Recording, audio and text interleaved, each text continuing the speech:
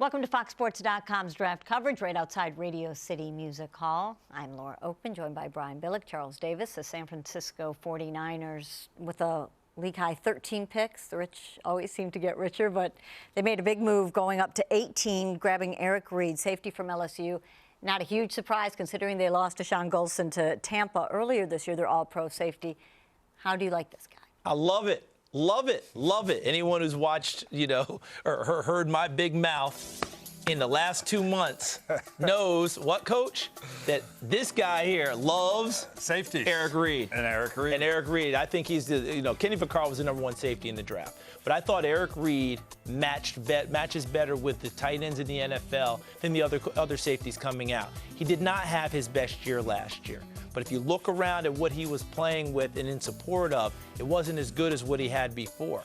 Previously, his job was to be Ryan Clark to Troy Polamalu because he had Honey Badger, Tyrann Mathieu, who would do all these different sorties, and he'd cover for him. He was gone. The corners weren't as stable back there. He felt like he had to take on too much. He missed tackles in the open field, didn't play as well. But I go back 2 years, and I use William Moore as my example. Atlanta Falcons didn't have his best year because he got hurt his last year. Falcons got him second round. He's a Pro Bowler now. Eric Reid is the same type guy for me. Not as big a hitter, but rangier and can go get the football. Oh, by the way, I like Eric Reid. Yeah, maybe one of the most complete safeties. And obviously, the great thing about a safety, and I had a pretty good one in Rod Woodson and Ed Reed, you can't throw away from the safety. You can stay away from that shutdown corner, but a safety is going to give you a lot more latitude. We've already talked about the ability to match up with these tight ends that are coming into the game, building down the center of the defense.